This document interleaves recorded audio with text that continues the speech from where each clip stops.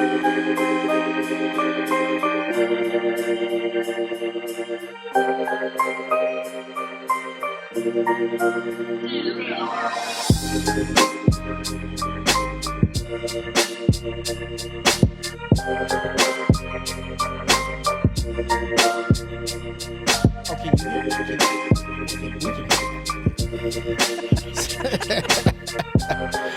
can you hear me right now? Can you hear Welcome in, everyone. This is the Bridge Podcast. I'm your host, Delegate Andre Johnson. My co-host, Relski, is behind the camera tonight. We have a special guest tonight. We have Rico. Can you introduce yourself, Rico? Yeah, so my name is Rico Albacarys. I'm a representative of IBEW Local 24. It's the International Brotherhood of Electrical Workers, and we represent about 2,400 electrical workers from Frederick all the way to Ocean City, including here in Harford County, where that's my hometown. So tonight we're just going to have a conversation on union works, union workers, how unions benefit, the community, especially, folks that may not want to go to college, and just explain, just the unions and the union process. So talk to us tonight about, what are unions? Yeah, so unions are a collective group of workers, a group of workers in an industry or at a specific location joining together and saying we want to have more control over wages, benefits, and working conditions, essentially. And that right to organize and to collectively bargain was enshrined in the National Labor Relations Act back in the 30s. So I see that you have IBEW on your shirt. So what does that stand for? International Brotherhood of Electrical Workers. Okay, and so when you say the electrical workers, so then what other industries do you have as far as what union workers do you have? Yeah, so unions can be organized in any industry. As far as the building trades, you have obviously the electrical workers. And let me just stop for a second. So IBEW, electricians are in the name, right? But we have inside electricians, which I am, which is folks that are inside the fence line of a construction site. Then you have outside electricians, which are folks that are working on the power lines, essentially outside the fence line of the construction site. And then we represent people in the manufacturing industry. We represent about 1,400, 1,500 workers at BG&E. That's IBEW Local 410. So we represent folks in various industries. We represent, my local specifically represents Triangle Sign, which is a sign manufacturing installation company. We represent City Light and Power, which are the utility workers at Abney Improving Grounds. We represent Clear Channel, which puts up the big billboards. If you see those big billboards, you see Clear Channel underneath of them. They're represented by Local 24, IBEW. We have a low voltage division, which is voice data video. Okay. So security, cameras, internet cable, fiber optics, those kind of things. So just the IBEW represents a very So that's just all under IB.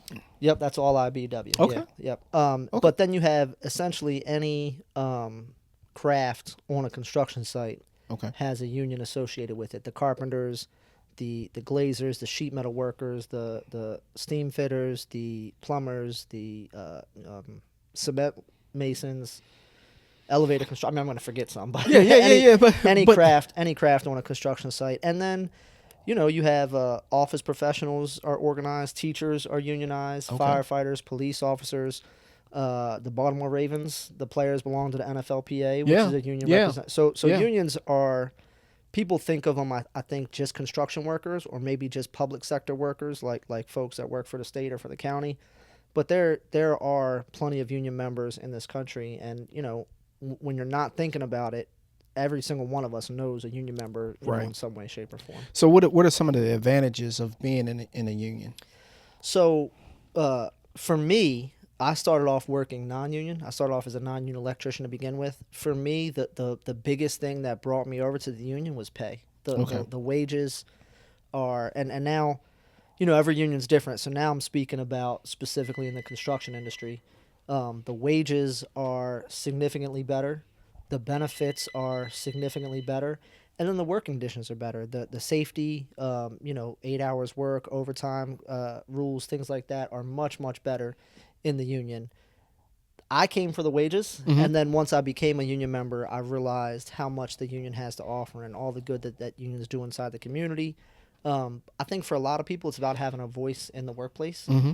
So anyone that's worked not in a union before, if you don't like something about your workplace, you go complain about it to your boss, Right. and maybe Right. it gets fixed, and maybe it doesn't. Right. If you if you have an issue and you want to go talk to Speaker Jones about it, maybe Yeah. she listens, maybe she doesn't. Right. But when you have a collective, Mm-hmm. and when you have a group of people on the same job site demanding the same thing, Yeah. it carries a lot more weight, and Yeah. that's what unions do. So it's not just about pay. Maybe it's about scheduling conflicts or Okay. things like that. But having a voice in the workplace and having some say in the way that issues are dealt with in the workplace, and having a say over your wages and your benefits and things like that, I think that's really what draws people to unions. So how do you ensure that union workers get paid a fair wage? So we negotiate. I'm Okay. part of a negotiating committee that's negotiated. I've probably helped to negotiate 4 or 5 different contracts Okay. with my local union. But what's fair is relative, right? That's always up for debate. So, we're able to look at trends in the industry and compare our labor market and our economic situation to places that are similar. You look at places like maybe Pittsburgh or Cleveland, which I think are similar areas to Baltimore. Mm-hmm. And then also places that are close by, like Okay. Philadelphia and D.C. Okay. I don't think of us as being, maybe we're like Philly, but I don't think of us as being like D.C. Okay. Um, So I mean, but why do you say that though? why are we not like D.C.? Yeah. I just think I feel like Baltimore is DC's little brother. Okay. You know what I mean? That kind Okay. of thing. Like DC Yeah, is yeah, the yeah, capital yeah, of the country. Right. Like it has some things built into it that Baltimore doesn't have. I think Baltimore is a scrappy kind of town, and Right. it's sort of like a Rust Belt town that you Okay. might find in Michigan or in Ohio. Okay. Even though we're on the East Coast, right? Right. So I love Baltimore, but I don't think anyone's going to say we're Philadelphia, Right. and they're certainly not going to say we're DC. But that's the way that I think of it. I like Baltimore. I like the scrappiness of it, but we're probably more like some of those Rust Belt cities. Okay. And so when it comes to union work and dealing with the the folks that advocate for union workers, is it completely different how, let's say, people that advocate in the state of Maryland, is it completely different than the district? No, it's similar, and then a lot of the folks that advocate in the district, a lot of them that I know, have jurisdiction in Southern Maryland and in Northern Virginia. So Okay. they're advocating, Okay. across that geographical jurisdiction. I just think a city like DC has a little more. Well, for one, there's Davis-Bacon laws in DC, which we can get into later if you want. But that Well, no, let's dive into that right now. okay, so Davis-Bacon is the way that I understand it, it's has to do with prevailing wage, Mm-hmm. which in the construction industry, folks will say that's scale work. And I can tell you in the Baltimore metro area, we work really hard. We turn in surveys to the state to help make sure that the prevailing wage is as close to our wage as possible. Okay. Because we would argue that's a fair market rate for an electrician. There's all different types of prevailing wage laws. So the state of Maryland has one. Harford County does not have one. So Okay. if Harford County's building a library and the state is not putting a certain percentage of money into Yeah. it, that's not going to be a prevailing wage job. Now, if the state does put a certain percentage in, Mm-hmm. then it will be a prevailing wage job based on the state's laws. Mm-hmm. Davis-Bacon is a $2,000 threshold. So Okay. $2,000 of federal money goes into a project. Yeah. It's going to have Davis-Bacon prevailing wage, with some exceptions. Everything in D.C. is federal money, right? Got so it. anything public in D.C.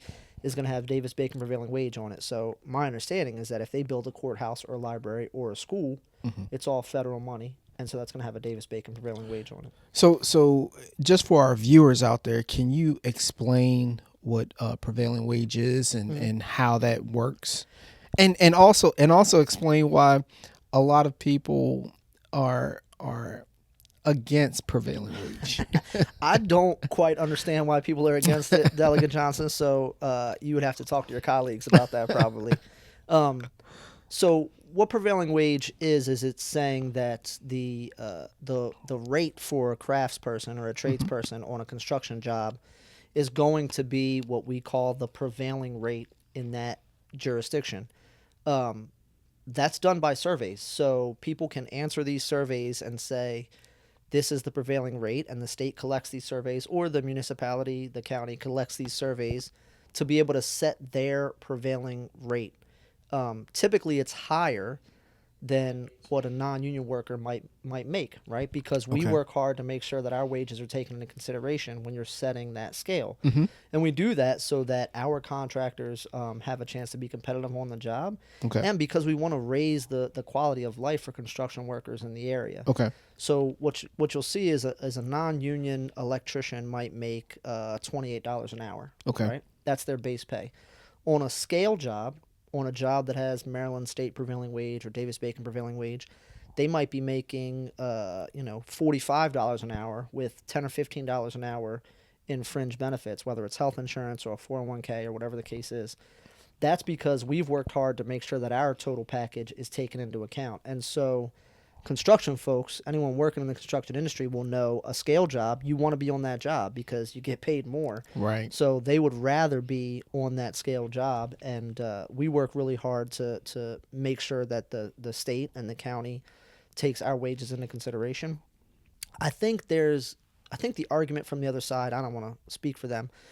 Some folks believe that the government should do everything as cheap as possible. Right. As cheap as they can possibly do it, that's how they should do it. I understand the reason for that. I just don't subscribe to that philosophy. Yeah. I think the government should, A, be investing in people, and there's statistics that show that prevailing wage helps the economy of an area because people in that area are now making more money. Yeah. And they can do better for themselves and better for the local economy with that money. And I think if the government is going to take taxpayer money to build something, then they should have the wages set for that project at a good, fair wage, as opposed to as cheap as they can possibly get it built. Yeah. When you do that, you suffer the quality of craftsmanship suffers, and you're going to have safety issues on a job because you're trying to work as quickly as humanly possible and get things done as cheap as possible. We don't do that in our own homes, Delegate Johnson. If you were trying to get your deck rebuilt, you might get 3 bids, and maybe you take the cheapest bid. Maybe you do. Don't get me wrong. But whatever your cheapest bid is, you call 3 companies. Whatever your cheapest one is, I promise I'll find somebody that'll do it cheaper. I promise you I can find somebody that'll do it cheaper. Right. Doesn't mean you should hire that Right, person. right, You know what I mean? right, Doesn't mean you right. should be pulling folks off of Craigslist that are going to, Sure. wire your house or Right. whatever the case may be. So Right. prevailing wage laws help to keep that standard. So talk to me about collective bargaining. Does collective bargaining help or hurt the worker? I can't see any scenario where it hurts the worker. Someone can maybe try to explain it to me, but in my opinion, it hurts the worker. I used to work at a restaurant here in town. I'm not gonna. So wait a minute. You say that it hurts the worker? No, I can't think of any. Oh, way you that it can't hurts think the it worker. that Yeah. it does hurt the Yeah, worker. Okay. I mean, somebody could maybe give me an example, but I can't think of any way. And what the story that I tell people is when I used to work at this restaurant as a dish boy and then a cook and then an assistant manager, I would go in and ask my boss, "Hey, I've really been working hard for you. Right. I think I'd like a raise. I might have been making $8 an hour at the Right. time, and maybe I wanted $8.50." Right. And there's always like a song and dance, and things are tight right now. Let's wait till Right. after the summer, or Right. let's wait till after the holidays. And you wanted that 50-cent raise, but you only end up with 25 cents, and you had to wait 6 extra months for it. And they are able to do that because they can divide the workforce. Because what happens in industries that aren't unionized is you see everyone wants you to be quiet about how much you make. Right. They don't want anyone to know how much you make, because if I know that Rel makes more than me Mm-hmm. and I know that you make more than Rel, well, Mhm. now I could go to the boss and say, no, I want what he makes at Right. least, right? So Right. they don't want you to know how much everybody makes. Right. That doesn't happen when you're bargaining collectively, because now the three of us, we're bargaining all together. So Mhm. I know how much you make, you know how Mhm. much I make, and you know what my hours are, and we can go collectively and say, we want the same package. I want to make what Delegate Johnson makes, and Rel wants to work the same hours that I work, and Mhm. I want the perks of a cell phone allowance, whatever the case may be. Right. All those secrets are washed away. Mhm. And I when I explain it to my daughter, trying to explain what unions do Right. and what I do for work, one thing that I tell her is if you go to class and you say, we would like to stay inside, I want to stay inside for recess, Mhm. your teacher might say, that's not happening. We're Right. going outside. If every single kid in your class Mhm. is demanding, Mm-hmm. no, Miss Mannix, no, Miss Beemore, we want to stay inside. Mhm. We demand to stay inside for recess. Maybe the teacher doesn't do it, but it's much more likely to happen. Right. And that's collective bargaining. That's a group of people Yeah. coming together and saying, collectively, we want this thing. This is what we need. This is Yeah. what helps us feed our families. These are the benefits that we need. And so I can't see an issue where it hurts the worker. I can't. Now, that doesn't mean that every single individual worker is going to get every single thing that they want. Right. It's a negotiation. Right. Right. It's a give and a take. It's not a, here's a list of things that I want and you have to give me all of them. That's not how negotiations work. And some workers are going to think, well, I wish you would have taken less money for more time off, Mhm. or I wish you would have given up a vacation fund for better health benefits, or whatever Yeah. the case may be. But when you're bargaining collectively, and what I always say, what unions do is unions don't look out for the best of us, Okay. and they don't look out for the worst of us. Okay. They look out for the most of us. Mm. And so that's what it is. You're trying to find out what's the best fit for the largest group of people. For us, Yeah. 2,400 members. What's the Okay. best fit for those 2,400 members? Okay. So collective bargaining. So we talked a little bit off air about what's happening down at the docks. Mhm. And so is that part of what's happening down there as far as the collective bargaining portion of that? Do the dock workers, do they want to get paid more, and negotiations have failed? I don't, without knowing all of the specifics, Yeah. I don't want to say anything that is incorrect. But they are bargaining collectively. Okay. They've negotiated, or they've elected representatives that Mhm. that are going to bargain on their behalf. Mhm. Because if you're talking 40,000 workers, 45,000 workers, Yeah. they can't all bargain Sure. at the same time. But Yeah. they have their elected representatives, just like Yeah. we have you as one of our elected representatives. And those folks have negotiated or tried to negotiate with the full force of these tens of thousands of workers behind them. Yeah. And that, that shows the strength. Yeah. Now they're talking about going on strike. We Yeah. said 5.5 hours. They are talking about going on strike. I want to point something out. I think, and I think we maybe will get into it later on, but if they go on strike, let's assume that it happens. Mhm. You're going to hear a lot of average, everyday people complaining. You're going to see union members most likely complaining that things are more expensive, or I can't get my Christmas gifts in on time, or whatever the case may be. But what we never have those complaints when corporations do it, right? When That's a great point. Yeah, well, the argument is that workers should take less than they can get, or than they feel like they are worth. What would be the reason for that? Because in a capitalist society, a business is worried about their bottom line, and they're trying to make as much money as they can legally. Yeah. And that's all these workers are trying to do. They're trying to make it. They're trying to look out for themselves, like they are an individual business, Mm-hmm. and I need this much money to feed my family. I need these good of benefits to provide for my family. Yeah.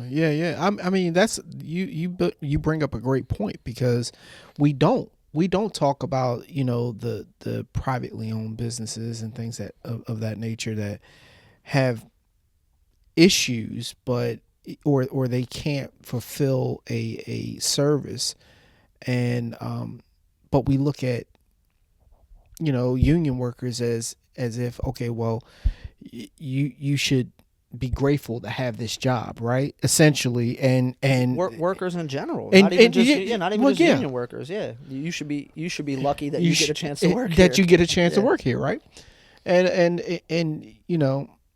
um, I can tell you this, that I think that right now, just based off of the economy and inflation and where we are as far as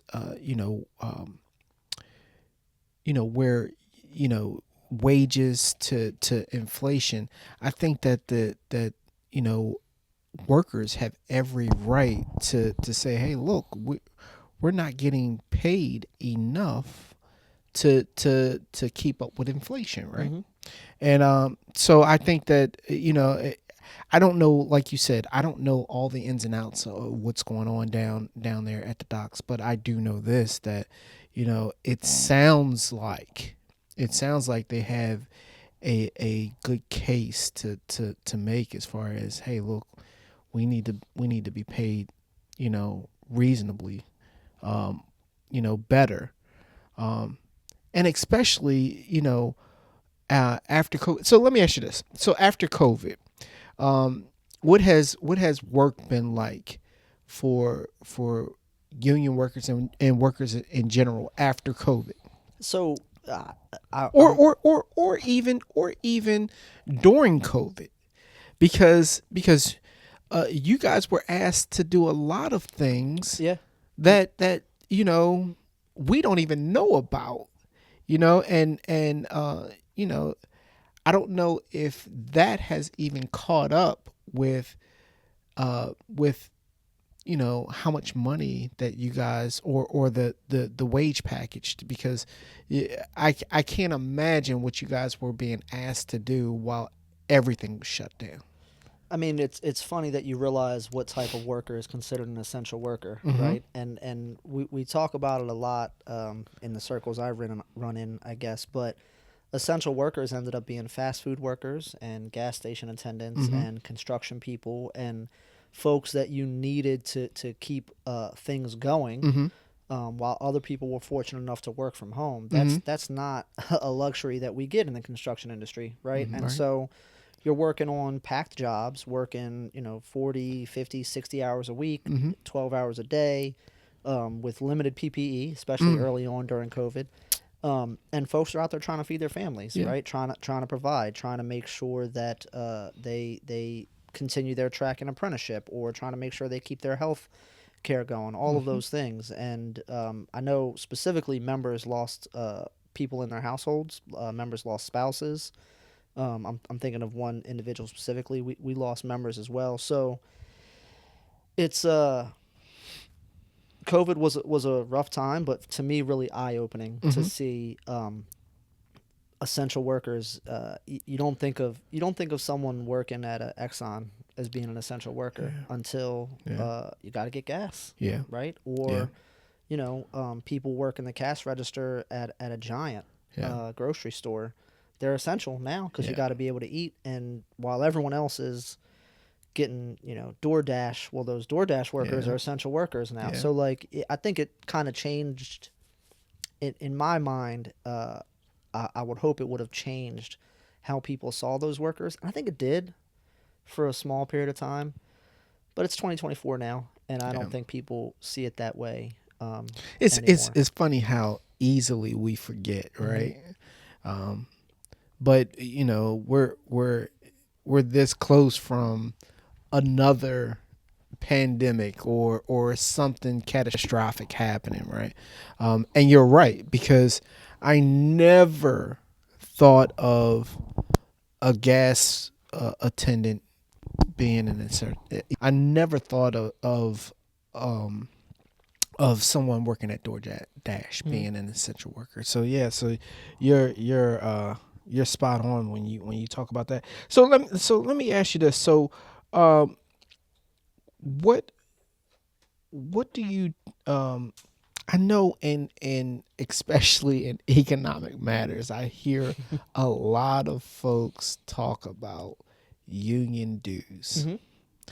And so, um, what do you think about union dues? Are union dues essential for what the union provides for its workers? Yes, 100%. They are essential, and they're so essential that right to work legislation is basically just designed to strangle a union by lowering the amount of dues that they are able to collect. Yeah. And the idea behind that, so for anyone watching, I'm biased. My entire salary is paid by union dues. I'm a union representative. I work directly for our union hall, so I don't want anyone to say later on, "Oh, he didn't share that part of it." But if you don't have union dues being collected, Mm-hmm. then you aren't able to provide a large enough staff to handle the workload. And if you don't have a large enough staff that's handling the workload, the service that you're able to give to your members suffers, right? Mm-hmm. So Mm-hmm. if you think of a large, let's use Amazon Mm-hmm. for example, this huge corporation. They have unions now, right? Yeah. Amazon's being unionized. Yeah. Those folks are going to have to hire lawyers, Okay. and they're going to have to manage their funds, whether it's their health funds, their retirement funds, which means they're going to have to hire actuaries, Mm-hmm. and they're going to have to hire finance people that understand, because I'm an electrician, right? We Okay. have actuaries that can kind of walk us through some of the financial Yeah. things Yeah. Yeah. Yeah. because I didn't go to school to be I don't have a major in finance, right? Right. I don't have an MBA, but if you're going to be able to afford lawyers, and you're going to be able to afford contract negotiations, and you're going to be able to afford organizers, which are responsible for growing your membership and growing your market share. I have a saying: if you're not growing, you're dying. I feel that way in life personally, Right. in an organization, whatever the case may be. So if you're not able to grow your membership, and you're not able to service your members, and you're not able to be, this is where everyone gets hairy about it. But if you're not able to be politically active, then your union is going to suffer, and your union is going to be weakened, and it's less likely that people will want to join, because they will look and say, what am I really getting for my money now, right? So if you're servicing your membership well, and you're giving your membership the things that they expect from a union, then oftentimes I don't think you have a problem with people paying dues. Okay. But for me, I think the question that was in the document was, are they worth it? Well worth it. So when I was working non-union, I was making $12 an hour Okay. as a second year apprentice, a non-union electrician. When I came to the union, that second year rate at the time was 19 and change. I think it was like 19.22.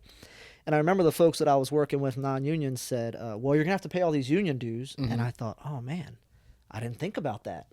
Well, let me do the math and see Right. how much the union dues are that I have to pay. So for us, it's about $500 a week. $500 a year. I was going to say For- $500 a week. Fi- Where do I sign up at? $500 a year for our quarterly dues, and then Okay, I got you. and then I got you. we pay a Okay. percentage. We pay a percentage of our gross is our working dues. And so when I did that math, it ended up being about $30 a week is what I was okay. paying in union dues. Mind That's- you, I was making hundreds of dollars more a week, Yeah, right? yeah. So that's a good. Just looking at the math, that's a very good trade-off. So with those dues, what does the union like? What is one of the perks that the union provides you? Okay, so contract negotiations, collective bargaining. Okay. That's one, because you have to pay for negotiators. Sometimes you have to pay for lawyers. But let's say you weren't paid properly on a job. You're going to have a service agent come out and handle that issue for you. If there's some bullying or some intimidation going on a job site, now you're not supposed to retaliate against like a whistleblower, right? Sure. But we all know that kind of thing happens. You don't want to have to be the person that goes to the boss and says, this is unacceptable, or stronger language than that, this is bull crap, whatever the case may be. In a union, you don't have to do that. In a union, you can call your representative, and they come out and they talk to the contractor. And now no one there has a target on their back because they, said something to the boss. The union handles that for you. If so, I'll give you an example. Early on in my career working as a union electrician, the company I was working for was going out of business, and so what happened was they had stopped paying into my benefits. They had stopped paying it. We have an annuity similar to a 401k. They had stopped paying into that, but that money is like backdated, right? So you don't see it right away. If they stop paying my paycheck, I would notice. Every Wednesday, I'm going to pick that up, right? But the money in my benefits, you don't notice right away. Well, I probably wouldn't have noticed it at all. I got to be honest. I don't know how many of the listeners out there, if your company stopped matching your 401k, how long would it take you to realize that? Maybe some folks would realize right away. I didn't. Well, the union did realize that my benefits weren't being paid into, and they went after the company, and they made sure that I was made whole. Those are all things, I wouldn't have noticed it on my own, and I certainly wouldn't have known how to deal with it. I probably would have, coming from non-union, I probably would have chucked it up as a loss. Like, all right, guess I'm not getting that money.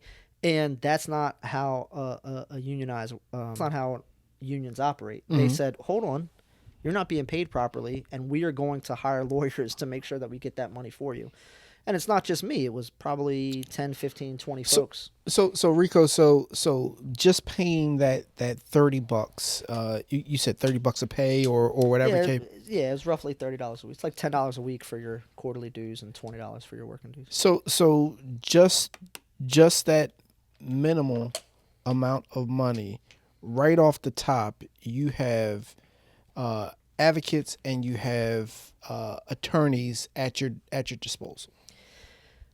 Yeah, I mean, at your disposal. I can't call up and say, I need a lawyer right now. But you have for workplace issues, for sure. For sure. Yeah. But like if I get a speeding ticket. No, Yes. No, but what I'm saying is that if there's something that's happening on the job, or whatever the case may be, you can call up X attorney and say, hey, I've got something to say. There's fear of retaliation, and I want you to look into this. Yep. And you have that at your disposal. Yes, you have representatives. You have training. You have tougher safety regulations. You have all of those things. Yeah. So has there been anything that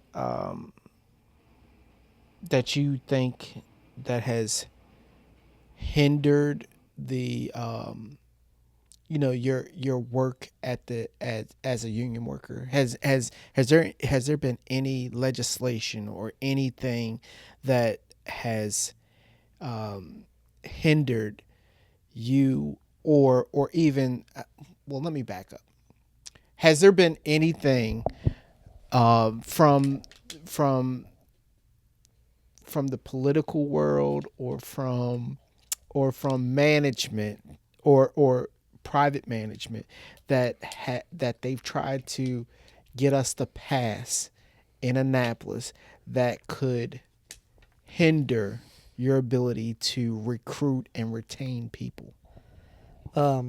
Right to work laws. That comes up. So Sounds you so good, keep doesn't on. it? Right to Yeah, work. because see, and that's where I was gonna get at, man. Because when you say right to work, Who doesn't want that? Who doesn't want doesn't? the right to work? who doesn't? Yeah. And so Don't clip that, Jarrell. Don't clip that. but Rico, so this is the thing is that who when people say right to work, what does right to work really mean? Because the average person, when they hear this, they're gonna hear right to work like sure, that sounds great.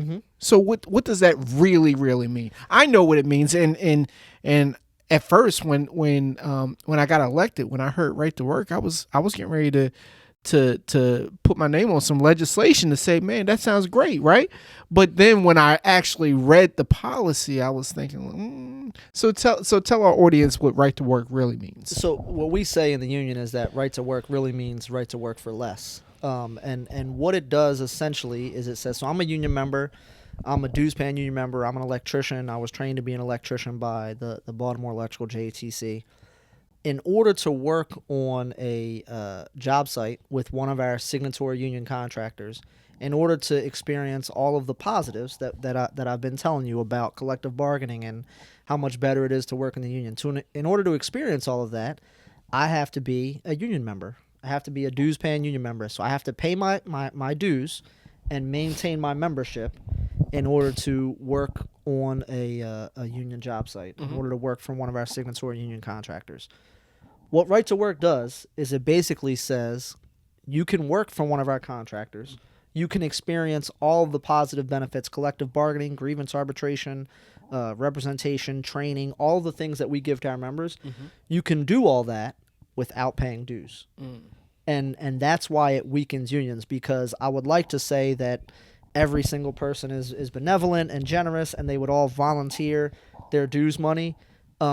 We know that's not the case, right? If people could experience all these benefits without having to pay some, you're going to have people that are going to say, well, I'm not paying. And that starts a cycle, because then other people are like, man, well, if they're paying and I'm not paying, or if they're not paying and I have to pay, it becomes this thing where it's like, well, then why should I pay? And once the shrinking starts, like I said, if you're not able to have as large of a staff, you're not able to hire as good of attorneys, then your union's going to become weakened. And slowly, instead of people saying I'm not paying because I just don't feel like it, people might start saying, well, what am I paying for? Why am I paying when all these other people aren't paying and I'm not getting the service that I feel like I deserve and expect, because the union doesn't have enough money in order to do it. One thing that drives me crazy, Delegate Johnson, is I hear like big labor, or I hear union bosses. People throw that term around like we get anything at all from the work that we do. So like I get paid a fair salary. My salary is our journeyman's package. Okay. Plus 8 hours of overtime. That's it. That's my salary. So when I left the field as an electrician, I was a foreman. So I was already getting paid more than a journeyman. Okay. And so if I worked as a foreman for 8 hours overtime, I'm making more than I'm making right now. So we're not, I promise, we're not in it for the money, folks. There's no such thing as big labor, and union bosses are just people trying to make the working place better for their members. That's all they're doing. So union dues are not making me rich. They're not going to make me rich. I don't see any more money because of the union dues. I don't get bonuses based on how much dues we collect or how many members we have or anything like that.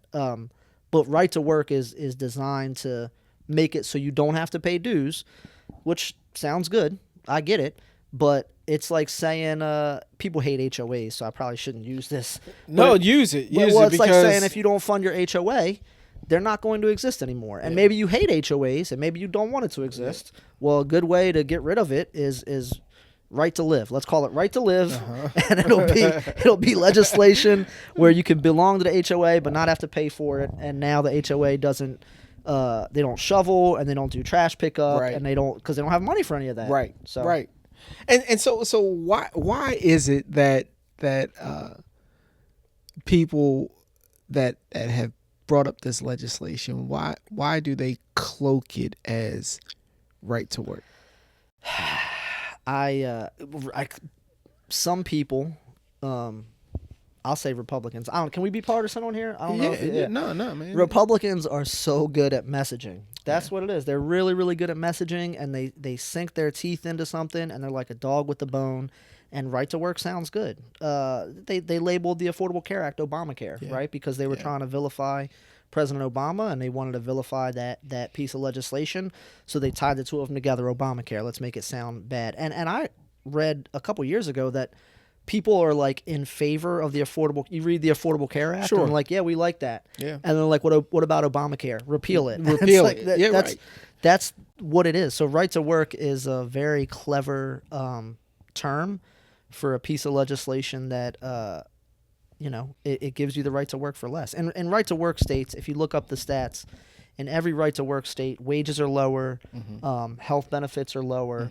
There's, I want to say, something like 50% more workplace fatalities. Wow. So because unions a rising tide lifts all boats, Yeah. right? And that's what unions do. The more union density that is in an area, the better workers are treated in general, right? Okay. The better wages are in general. And so when unions are weaker and when unions are shrinking Mm-hmm. and when workers in a given geographical jurisdiction don't have as much power, people are going to take advantage of it. So we're talking a little politics now. So I saw today that I believe it was the Teamsters. Either they are supporting Donald Trump or they're staying neutral, right? Mm-hmm. So when it comes to that, because I know there are like 40 other unions that are in favor of the excuse me, the Harris campaign. Mm-hmm. So, when it comes to something like that, how do you all settle disagreements or conflicts like that? Well, each individual union can make whatever endorsement they want. So, I don't know the Teamster General President, but if I did, I certainly think my international president, Kenny Cooper, I would imagine he's having conversations with the General President for the Teamsters and saying, why are you doing that? What are you thinking? What's the thought process behind this? What administration do you think is going to be better for your members? Those kinds of things. But there's no like beef to solve. The Teamsters can do what they want to do. Sure. Last I saw, you said you saw it today. Last I saw, they were staying neutral. Yeah, That was the news, that they weren't endorsing either way. But I think it's fair to point out that I want to say the bipartisan infrastructure law. Mm-hmm. No, it was the American Rescue Plan, I believe, is what it was. Mm-hmm. One of the first pieces of legislation the Biden-Harris administration signed into law had a piece in there that really helped to save the Teamsters' pensions. So I think it's, sometimes people they want to squeeze everything they can out of the stone. Maybe that's what it is. Maybe the Teamsters wanted promises that the Harris campaign wasn't willing to make. Mm-hmm. But I think the Biden-Harris administration has been very, very good for unions, and I think it's going to take time to see that. I think history, when you look back in 10 or 20 years and you look back at some of the legislation that incentivizes American manufacturing, the CHIPS and Science Act, they're building these huge Intel processing plants in Ohio, chip manufacturing plants in Ohio, because of that CHIPS and Science Act. The Inflation Reduction Act, which is spurring all kinds of clean energy projects here in Maryland too. I mean, I talk to solar developers. If you're a fan of offshore wind, I talk to offshore wind developers who are only able to do the things that they're going to do because of the Inflation Reduction Act. And I think 20 years from now, we will look back and say, the Biden-Harris administration did right by workers and did right by America. Yeah. You can't always see that when you're in the thick of it necessarily. I don't know why the Teamsters making that decision, but there's nothing besides peer pressure. There's nothing that we're gonna do now. When it's between trades, so like when the electricians have a disagreement with the plumbers, on whose work is what. Well, I run pipe, right? I run electrical pipe, and they run PVC. They run pipe for water lines. Well, where do you make the decision on who runs what pipe, right? So we have something called a green book, and we can elevate those disagreements to the national level, where our international president would have a conversation, a negotiation essentially with the plumbers president, to say, all right, we're going to solve once and for all whose work this is. And I say once and for all, it might be solved for 40 years and then it comes back up. So look, I want you to share. Okay, and so has there been any time that you felt that some rules from the unions have limited your ability or your flexibility to do anything? So if you want to share that. Yeah. So and I saw this question beforehand, and I thought, man, they're trying to get me, and I really did have to think long and hard about it. But I'll give you an example. We believe 8 hours work for 8 hours pay. We believe that kind of thing. And if I'm scheduled to work 6 to 2:30 with a half hour for lunch, And at the end of the day, you come and you say, hey, I want you to work an extra half hour, Mm-hmm. right? For us, that half hour is going to be overtime. That half hour is going to be time and a half. And on a non-union job, you might say, hey, let's come in a half hour late and leave a half hour late, Mm-hmm. right? Something like that, which does provide some flexibility. While in a union job, I can come in a half hour late if you want me to, Mm-hmm. boss. But if I'm leaving a half hour late, well, that extra half hour should be overtime. Mm. And that's how we feel. That this Yeah. is the schedule that we agreed to. This job's 6 to 2:30. I gotta get my daughter off the school bus at 3. Well, Right. maybe. You know what I Right. mean? Right. Like Right. Right. there's I've set my life up to this certain way based on these. So you don't have some of that flexibility. Now I say that, right, because on a big job site, you're not going to have that flexibility. Because someone there is going to say, "Hold on, that's supposed to be overtime." Right.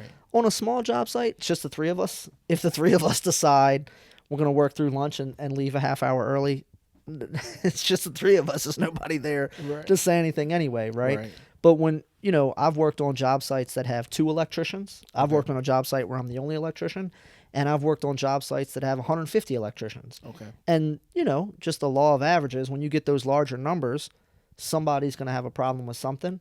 And when there's a problem, it reverts back to the contract. Okay. And the contract says, well, after 8 hours, that's overtime. Or the contract says, no, you will be given a 30-minute lunch, whatever the case may be. So that's where you lose the flexibility on a large job site where you might have 100 people and maybe 70 of them are fine working through lunch. But the 20 or 30 that aren't, Mm-hmm. okay, well, we have to revert to the contract. So, I mean, there are times that it can make the workplace more rigid.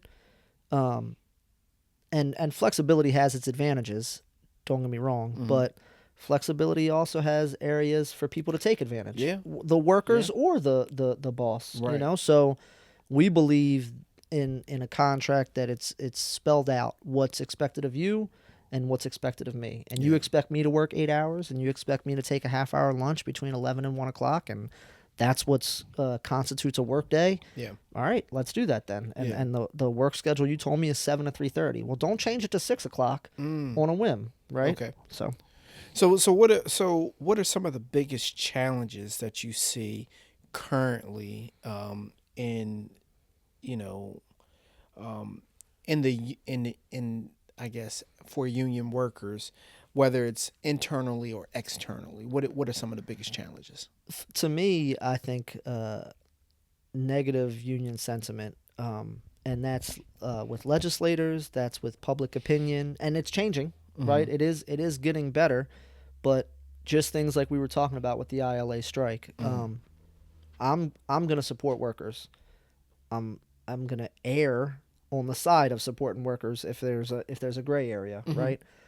But with the railroad strike, there was a lot of negative attention and a lot of negative press that came with the railroad strike, and the same thing's going to happen with the ILA, and there's going to be a lot of people, instead of saying, well, why shouldn't those workers try to get as much as they can? Why shouldn't those workers try to do as well for themselves as they can? If an individual was going in and saying, I want to raise or I'm gonna leave, and the boss said, no, you can't have, like, no one has a problem with an individual doing that. And if the boss says, no, you can't have that raise, I'm not going to pay you that much, no one has a problem with that individual saying, Right. all right, well, I'm not going to work anymore. Okay. So when it's an individual, it's not a problem, or when it's a company, it's not a problem. But when it's a collective, it's a problem, and it's only because it inconveniences us, right? It's going to be an inconvenience for us if the longshoremen go on strike, and I just don't think that's fair. But I don't think people are supportive enough of workers to have the ILAs back. I don't think people are supportive enough of fast food workers to say that the minimum wage should be raised, right? I don't think people are supportive enough of nurses to say that, we need to do some better things when it comes to scheduling because this is an issue for workers. I don't think people are supportive enough of electricians when we say, hey, when we're going to work on this, we need this whole building to be without electricity because it's not safe to work on this while it's energized. People are just mad that they're inconvenienced, and I just don't think most of us are workers, right? And for whatever reason, we don't think of workers collectively. We're stuck in our own worlds, and I think that negative sentiment about what unions represent, which unions represent uplifting workers to me. Mm-hmm. I think that I believe in capitalism, right? I Yeah. believe that if corporations can try to get every last cent, then workers should be able to as well. Sure. And I think unions are a shield for workers to protect us from capitalism's worst nature. Yeah. Is how I feel about it. But I think the more positive sentiment, the more people think that unions have workers' best interests at heart, Mm-hmm. the better it is for workers. So what? So as of today, what are some of the policies or the laws that either helped or hindered political, or not political, but union activities? Yeah, so you see a lot of it in places that are hard to spot, right? So people want to say the president or this major piece of legislation, Mm-hmm. but things like the National Labor Relations Board, those appointments, things like the Secretary of Labor, Joe Biden appointed Marty Walsh Mm-hmm. as the Secretary of Labor.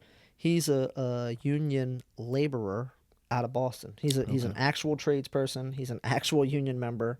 Those kind of appointments matter Okay. because he's able to set the rules and direct the drive the direction that the Department of Labor at a Mhm. national level is going to go. Those appointments matter. The Supreme Court appointments matter. So there was a decision a couple years ago, Janus versus AFSCME, Okay. and we talked a lot about right to work earlier. So Mhm. what Janus versus AFSCME does is it says that public sector employees can't be forced to join any union. So a public sector worker who is would normally be represented by AFSCME Mhm. and is actually still represented by AFSCME, So explain what ASME is. American Federation of State, County, Municipal Employees, Okay. AFSCME. Yeah. So someone that works at the MVA, for example, would be represented by AFSCME. And what that Janus decision said is that even though you're going to be represented by AFSCME, Mhm. even though if you have an issue in the workplace, they have to handle that grievance, even though they're going to represent you in contract negotiations and all those things, you don't have to pay dues. It was Mhm. essentially a national right to work law for public sector employees, and it Mhm. wasn't a law; it was a Supreme Court decision. But that decision made it so it made it illegal to force people to be in a public sector union. That's a big time decision. That was a really big decision. I want to say, I think it was 2021. I believe it was. I believe it was decided soon after Donald Trump's first Supreme Court appointee. But things like that really go under the radar unless you're really into the labor movement. Right. They matter afterwards. So how do you think that public perception of unions affects the ability to negotiate? So, let's use the ILA again, right? Okay.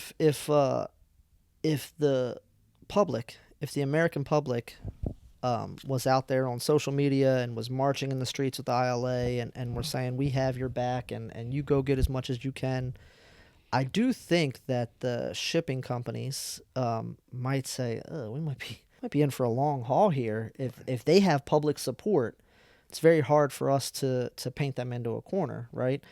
When the public doesn't support it, when legislators don't support a labor action, it's lonelier, right? It's harder to feel like you're doing the right thing. It's harder to stay on strike longer. Maybe you're not getting, the public can donate funds. The public can, I've taken waters and food to people on a picket line, things like Right. that. That's public sentiment that matters. I mean, the sustenance you're getting from it literally, but Right. also the moral collective saying, hey, we got your back and we're on your side for this.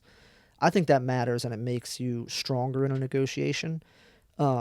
but it also matters. So, for example, there are legislators that think unions are bad for minority businesses, right? Yeah. And if legislators think that unions are bad for minorities, then they're less likely to pass pro-union legislation if they think it's going to harm minorities. That's a public sentiment issue. There's nothing. There's no facts that show unions are. I'm a minority. I'm white. I'm biracial, but I'm white and Colombian, right? Mm-hmm. Unions have improved my life so drastically.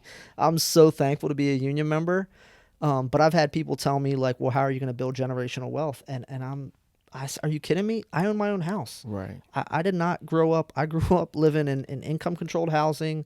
I shared bedrooms with siblings and with friends and people my whole life. And now I have a nice single family house, and I have over $100,000 in my annuity, and I don't worry about retirement benefits because they're stacking up, and I don't worry about health care. My kids aren't going to have to worry about any of those things. We can afford to buy them clothes. And my wife doesn't work outside the home, for crying out loud. Wow. I don't know what everyone's individual definition of generational wealth is, but to me, that's it. That's my life was going like this. And when I joined a union, it changed. And so that perception of what unions do, and are unions good, and are union bosses greedy and selfish, that matters, because when I speak to a legislator, so we have somewhat of a personal relationship, but I'm not going to have that relationship with everybody in the General Assembly or every county council person.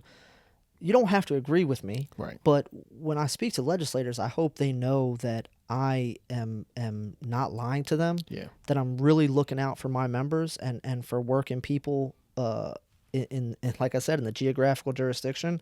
And I don't know that that's the case. I think some people think, you're just here for yourself, or you don't care about minorities, or whatever the case may be. And so what, the last question that I have for you is solidarity, and how solidarity plays within unions, and with that, how does that help the union workers overcome challenges? So And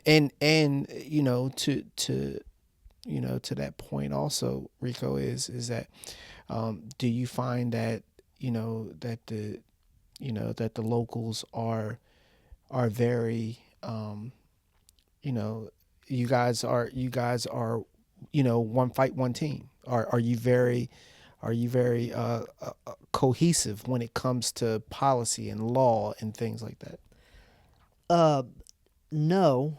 but mostly Why? So we have so many different priorities, right? And so I'm an electrician, and in general, we try to stay tight with the building trades, right? So there are pieces of legislation that come around all the time to electrify the grid or electrify homes. In general, in theory, that would be good for electricians. But it also would probably be bad for gas workers, and might be bad for our brothers in the steam fitter unions, right? And so because of that, we are not going to support those pieces of legislation, right? So we try to look out for tradespeople, look out for craftspeople, because that's the industry that I'm in. That doesn't mean that my legislative priorities are going to be the same as someone at UFCW. Well, that's why I asked the question, because when you may come into my office and you have an agenda for this over here, someone else from a different union comes into my office and their agenda isn't the same, or it's completely different. So I don't think it's often, although you might find it, I don't think it's often that we're arguing on the opposite sides of the same issue. Right. What's more likely is that I don't care about their issue. Right. And they don't care about my issue. Right. And so if you are trying to say I'm a pro-labor legislator, well, which labor union, right? So we're big on prevailing wage. Right. Because we want as many prevailing wage laws as they can to raise that rate of a craftsperson on a construction project. The nurses, they don't care about prevalence. And I don't want to. If you're a No, nurse no, out no, there, no. I don't want to say that, but like no. that doesn't impact their. Right. That's not their issue, right? And so And we've had this question. We've had. I've asked you. I've asked you these questions before, and I just wanted to bring it up because I was, just like I think many of the people out here that are going to be listening to this, they think as soon as you hear unions, they think that it's one team, one fight, and you're all under one flag, and it's really not that. no, we're Not you that know, way. unions aren't a monolith. Democrats aren't a monolith. Sure. You know, Colombians aren't a monolith. Like nobody. So it's the same with Democrats, right? Everybody has their own special issue. Yeah. You know, and hopefully you come together often enough to move the ball forward. But I don't expect Unite Here, which represents hotel workers. I don't expect them to be as concerned with project labor agreements, right? Why would they care about a project labor? So these things, they just don't. Not every issue matters to everybody. Yeah. Now, we try to help when we can, Okay. but we only have so many resources. So we will walk picket lines. We will help with funding. We will write legislation that's supportive. We try to help, but everyone has their own separate issues. Yeah. Yeah. Well, look, I want to thank you for coming in tonight. This has been, for me, it's still eye-opening. You always teach me a lot of stuff, and just being a novice about unions and how unions operate and everything that comes along with it. You are a wealth of knowledge. I want to thank. Like I said, I want to thank you for coming in tonight, and I'm sure that the folks out there, and wherever you are tonight, you're gonna hear some stuff that you didn't know. If they want to get in contact with you, can they get in contact with you, or can you? Because I know just past summer we had a union expo, so I just want to make sure that people can get in contact with you. People can get in contact with other trades and other unions. So, how can you make that happen, or how can we make that happen? Yeah, sure. So if you're interested in an electrical apprenticeship, you can go to jatc24.org. jatc24.org. That's our apprenticeship page. You can my office number is 410-247-5511. You can call me there. I can give links. I don't know how you're going to post this, but I'll give links that you can put on the posting. You can follow us on Facebook, IBEW Local 24. You can follow us on Instagram. My local union website is IBEWLocal24.org.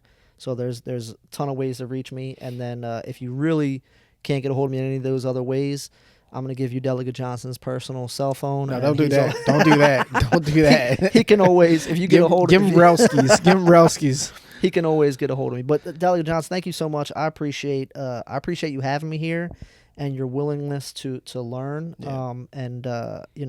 You think I'm a wealth of knowledge. There's people that know way more about this stuff than I do. Well, we need to get everyone on here, man, because I was just at the store the other day, and I ran into somebody, and they were saying that we need to get the trades out here. We need to get more unions out here, because a lot of these kids that are going to these schools, they don't know anything about trades. They don't know that they can get paid while they work. And learn on the job, right? So that, and a lot of kids, we know a lot of kids today, they don't want to sit in a classroom at the college or whatever the case may be. So, and before we close out, real quick, so, are a lot of the trades, are people aging out of the trades? Yeah, no, they are. When I first got into electrical work 15 years ago, they were saying, "Oh, the baby boomers are aging out, and this is going to be a growing industry." And for a long time, I was like, "Man, I don't know what you guys are talking about. I don't see it." But it is starting to happen. We're organizing at a pretty rapid pace because as people retire Mm-hmm. from the industry, you have to, if you want to grow, you can't replace them with one person. You got to Sure. replace them with two. And that's happening. I, I have to mention, people say with newer technologies, well, we need to create solar technicians, Mm-hmm. or we need to create offshore wind turbine technicians, or we need to create electrical vehicle charging technicians. Mm-hmm. And I would caution everyone to you don't create these very specific pigeonholed occupations.